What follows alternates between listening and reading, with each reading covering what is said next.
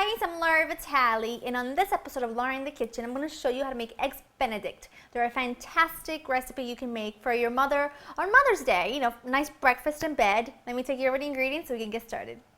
You're going to need some Canadian bacon, English muffins, eggs, unsalted butter, melted, egg yolks, a little bit of white distilled wine vinegar, lemon, cayenne pepper, and a little bit of salt. That's it. It's very simple and easy to do. It's simple, but you're going to need to know how to do this properly in order for it to come out okay, because you're going to have to make a hollandaise sauce, which can be a complete disaster, and you need to poach the eggs, which, as we all know, that can be a hassle just on itself. So what I have here are two pots. I have the saucepan here with about an inch of water, and that's over low heat, and it's just simmering. And then I have another skillet here that's got high sides, and it's filled halfway up with water, and I'm bringing that to a slow boil, a gentle boil, and that's for poaching the eggs. But first we're going to work on the hollandaise sauce. So in a small bowl, and make sure that your bowl, whatever bowl you're using, is going to be able to fit perfectly on top of your saucepan. So in here, I'm going to put in my egg yolks and a squeeze of lemon.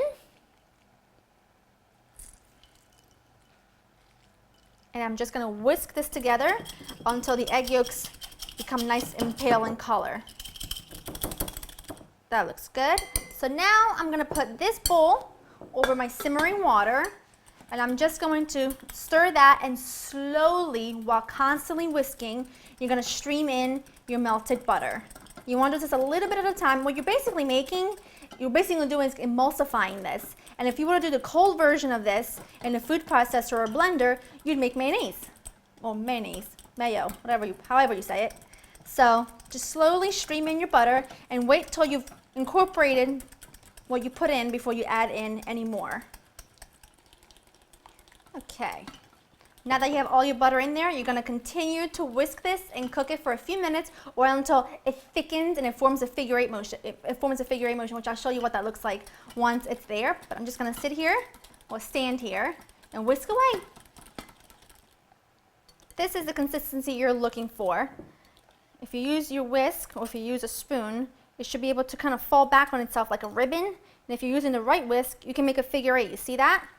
That's a consistency of perfect hollandaise sauce. If it's too thick, take some of your hot simmering water that you were cooking this on top of, and just put a teaspoon in there at a time until it gets to the right consistency. But that's about right for me. All I'm going to do is season this with some salt. Definitely needs it. And a sprinkle of cayenne pepper. This is totally optional, but I prefer it this way. Give this a nice stir.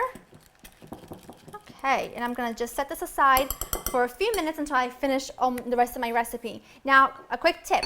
Keep some of this warm water in a little tiny cup, in a little bowl, because as this sits, it will get a little bit more set, and it won't be as liquidy, so you won't be able to spoon it very easily. So by adding in a little bit of the warm water right before you're about to serve it, you get that perfect runny consistency. So what I'm going to do now is move my skillet closer to me so that you can see better, and I'm going to get another skillet to get that ready for my Canadian bacon.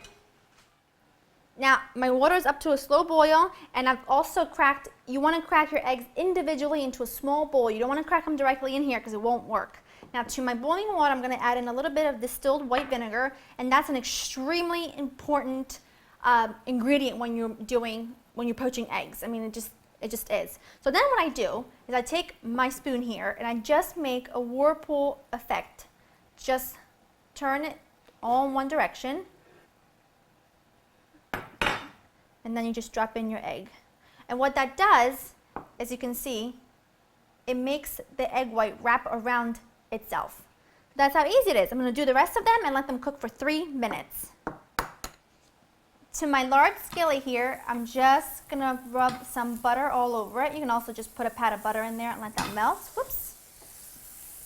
Now to that, I'm going to add in my English muffins cut side down, and I'm going to let those get nice and toasty. I took my English muffins out of the pan, and I just added my Canadian bacon, and I'm letting it cook for a few minutes, well, really only about 10 to 15 seconds on each side, or until it develops a little bit of color. And then I'm going to take this out, take out the poached eggs, and we're going to put the whole thing together. Taking my poached eggs out, And I take them out with a slotted spoon and I put them on a paper towel lined plate. Just absorb any of the extra liquid. Got my sauce ready. I'm going to thin it out just a tiny bit with my warm water. That's great. So this is how you plate one. You take one piece of your English muffin, a piece of your Canadian bacon, which is really ham. I don't know why it's even called that. You take one of your poached eggs. I do like to season my poached egg with a little bit of salt. And then you take your hollandaise, which is the best part, and you kind of just drizzle it all over the top. And if you want your eggs cooked longer, if you don't like them too runny, then cook them for longer. If you want them cooked even less, then cook them for 2.5 minutes. You know, it's up to you. And I do want to show you what one looks like. And you kind of put the whole thing together. That is the perfect Eggs Benedict. Yum. If your egg's not runny, well, you don't really have Eggs Benedict because it's really important that your eggs are somewhat runny still. That's awesome. Really, really good. But I know that it's a little intimidating, so there are lots of other recipes on laurinthekitchen.com that are a little bit more simple than this if this isn't too intimidating for you, but I do hope that you give this a try because really, it's not that difficult. You just have to put everything together at the right time. That's it. To get this recipe and others, go to www.laurinthekitchen.com and I'll see you next time. Bye-bye.